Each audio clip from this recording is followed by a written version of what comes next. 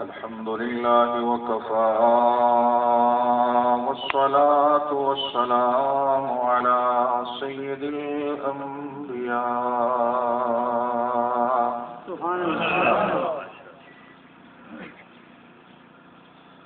وعلى آله وأصحابه الأتقياء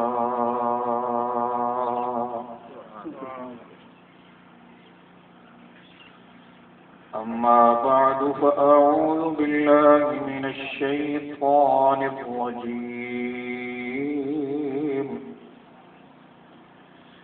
بسم الله الرحمن الرحيم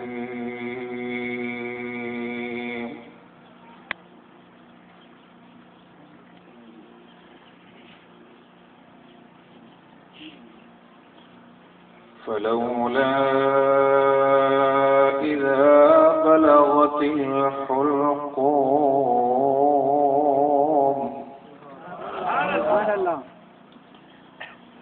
وأنتم حينئذ تنظرون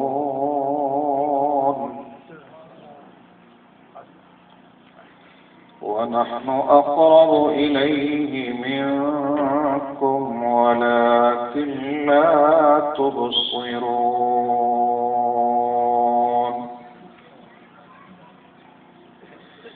فلولا إن كنتم غير مدينين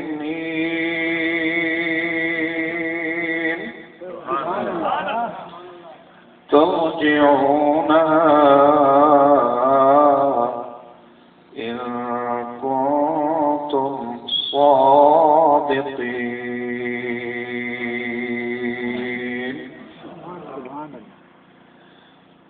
قال النبي صلى الله عليه وسلم: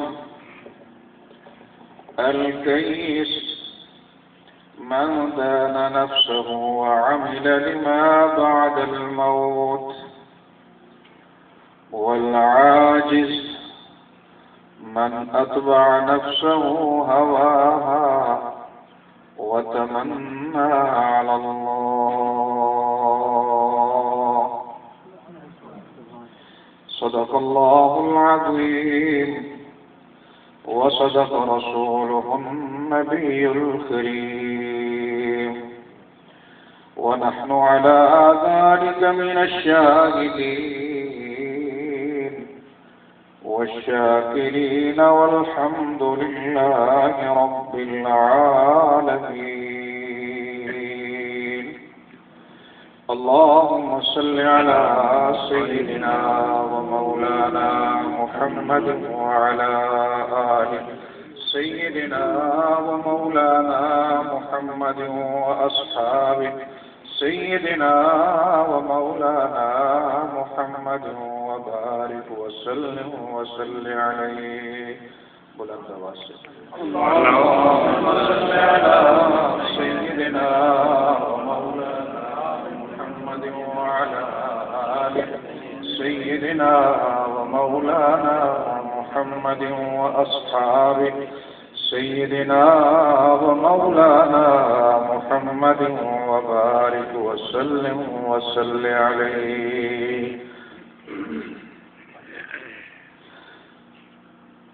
چمکتے ہیں نجوم کہکشاں تیرے سہارے پر، کھڑا ہے بے سہارے آسمان تیرے سہارے پر. چمن کو سینچتا ہے باغباں تیرے سہارے پر، بناتے ہیں پرندے آشیاں تیرے سہارے پر. کسانوں کی مشقت بھی مولا تیرے کرم پر ہے، کھڑی ہیں لہلاتی کھیتیاں تیرے سہارے پر۔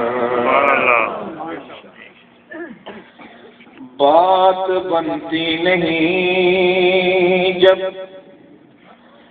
بات بنتی نہیں جب بنا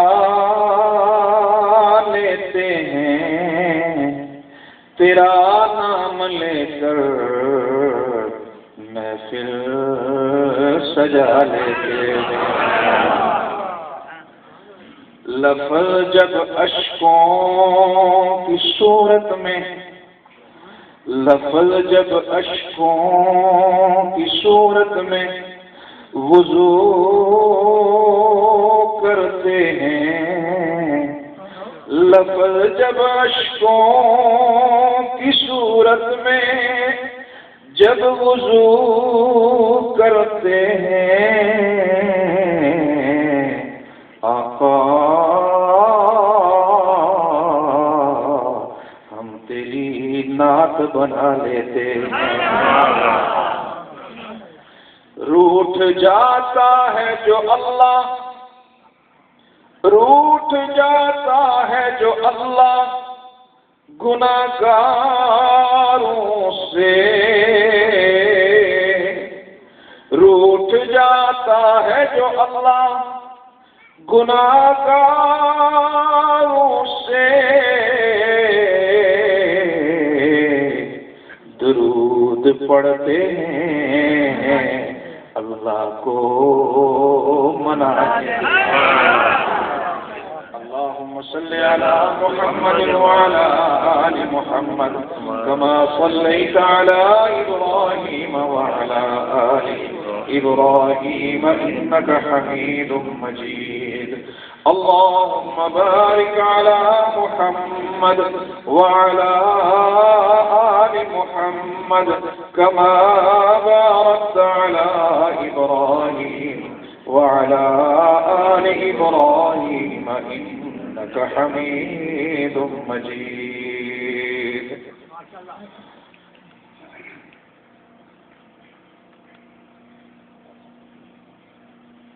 نجوم بزم حضرات علماء کرام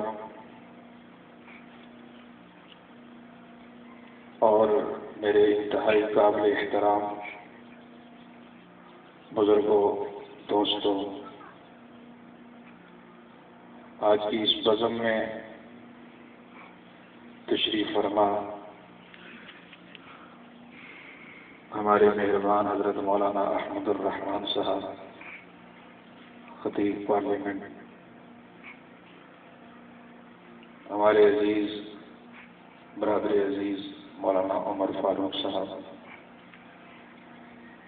اس علمی روحانی مرکز کے میزبان ہمارے مہربان مولانا عتیق الرحمان صاحب، اور ہمارے اس علاقے کے اور اس علاقے میں آنے کا باعث اور ہمارا بہت ہی محبوب اور پیارا ساتھی مولانا نواب الحسن کے عزیز و اقارب، خصوصاً ہمارے بھائی مولانا عبدالباسط صاحب، آج کی اس تقریب کے میزبان ہمارے مہربان محترم جناب وزیر اعظم صاحب، ایک عرصہ سے مولانا عبدالباسط صاحب کا تقاضا تھا کہ میں یہاں حاضری دوں، بہت سارے عوارض مشاکل مانے آتے رہے،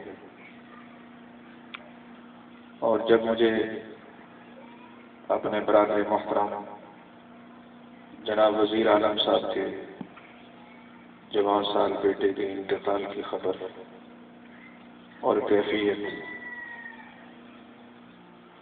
جب میرے سامنے آئی تو میرے دل نے کہا کہ اپنے بھائی کے پاس تعزیت کی جائے، اس لیے کہ اس کا دل ٹوٹا ہوا ہے۔ اور میرے محبوب نے فرمایا کہ اگر رب کو تلاش کرنا ہو تو جن کے دل ٹوٹے ہوئے ہوتے ہیں ان کے پاس رب کی رحمتیں نازل ہوتی رہتی ہیں۔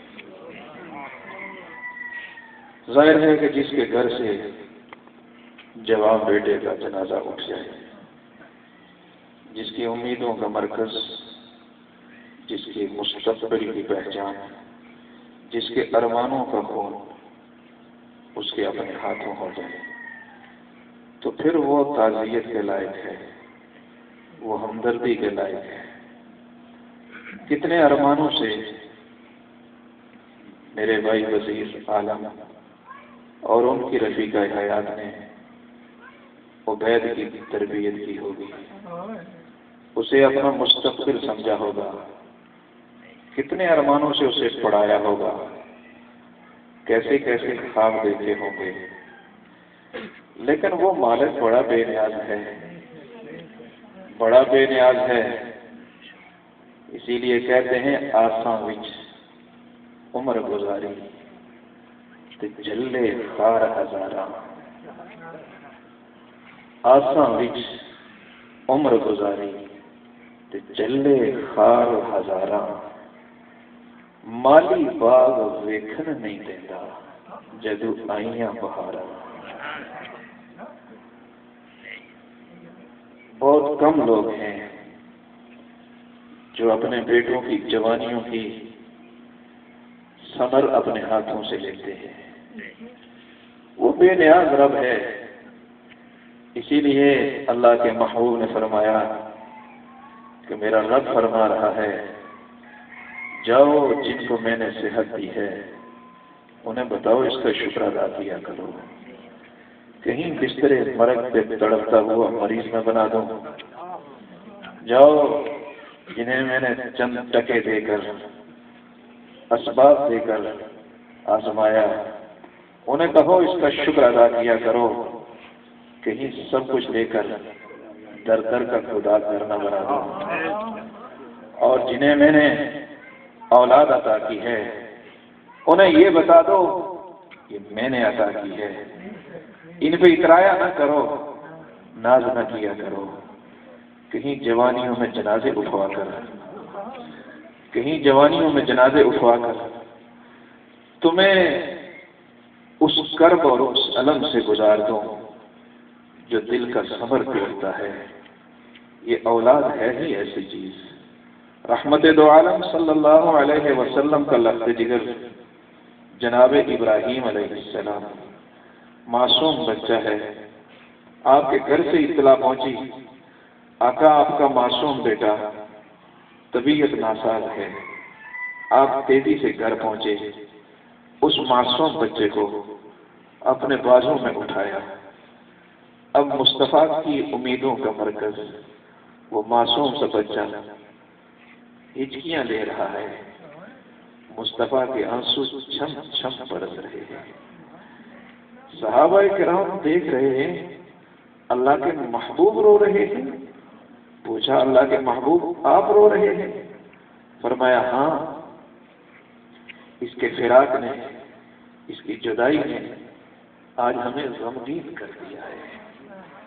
اگر معصوم بیٹے کی جدائی اور غمگین پر محبوب دو عالم غمگین ہو جاتے ہیں تو وزیر عالم کا غمگین ہونا بھی فطرت ہے، یہ بھی فطرت ہے۔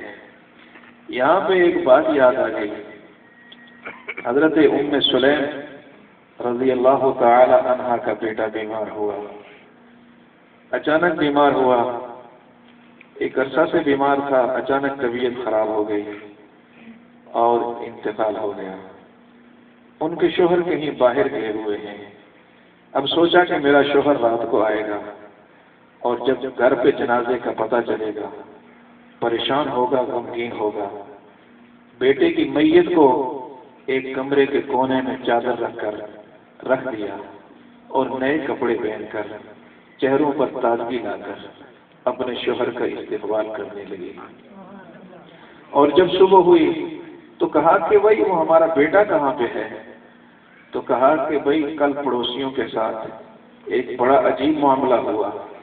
معاملہ یہ ہوا کہ انہوں نے کسی سے کوئی چیز مستعار لی تھی، تو کل وہ لوگ مانگنے کے لیے آ گئے۔ جب وہ مانگنے کے لیے آ گئے تو یہ لڑنا شروع ہو گئے کہ نہیں دیں گے۔ تو اس پہ ابو طلحہ فرمانے لگے نہیں، یہ تو بڑی غلط بات ہے، ان کو دے دینا چاہیے تھا۔ جب کسی سے عاریۃً کوئی چیز لی ہے تو واپس کیوں نہیں دی؟ تو یہ ماحول بنا کر تو ام سلیم رضی اللہ تعالی عنہ نے فرمایا اللہ نے ہمیں بھی عاریۃً ایک بیٹا دیا تھا، کل شام اللہ نے وہ واپس لے لیا، تو تجھے اور مجھے کیا کرنا چاہیے؟ دونوں نے صبر کیا، اور جب مصطفیٰ کی بارگاہ میں پہنچے تو پوچھا، امام الانبیاء نے فرمایا ابو طلحہ تیرا اور تیری گھر والی کے صبر کا، تیرا اور تیرے گھر والی کے صبر کی خبر مجھے رب العالمین نے دے دی، پروردگار عالم کو یہ صبر بڑا پسند آیا، اللہ تجھے اس کا بدل عطا فرمائیں گے۔ پھر اللہ نے بدل عطا فرمایا، ایک بیٹا لیا، 7 بیٹے دیے، 7 کے 7 عالم عطا فرمائے۔ لیکن ایک بات مولانا احمد الرحمان صاحب، جو سوال ہے وہ بڑا دقیق ہے۔ سوال ہے ام سلیم کا صبر، کہ ام سلیم کا بیٹا انتقال کرتا ہے، صبر اتنا ہے۔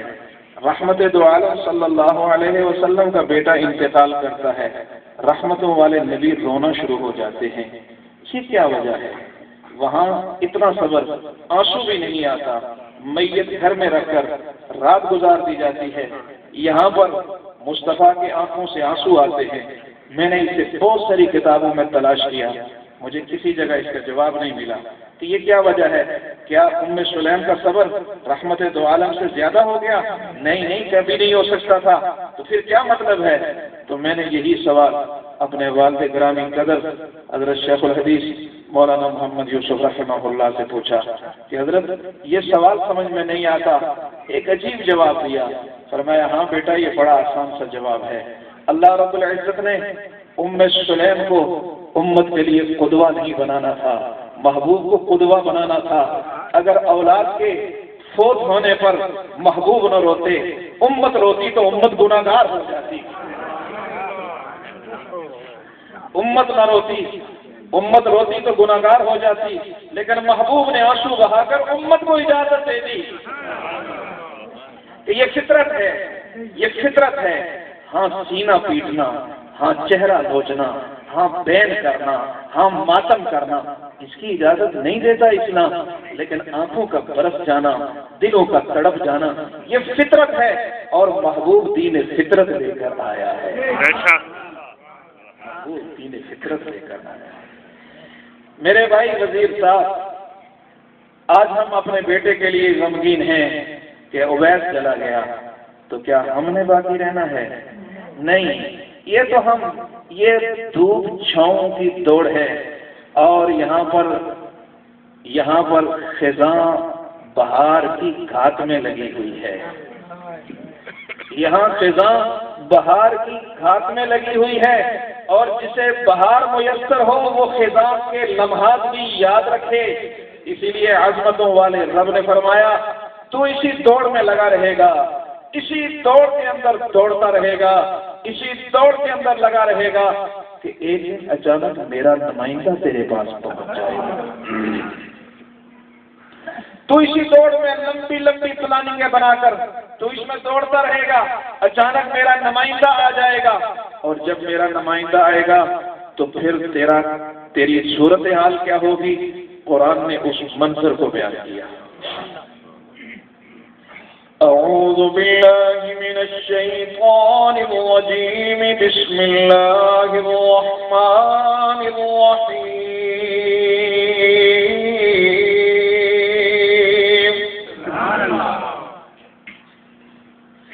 فلولا اذا بلغت الحلقوم وانتم حينئذ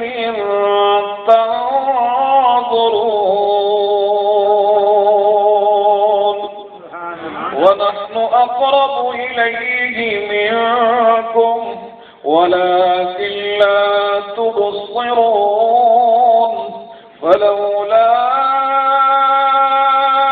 إن كنتم غير مدينين ترجعونها إن كنتم صادقين.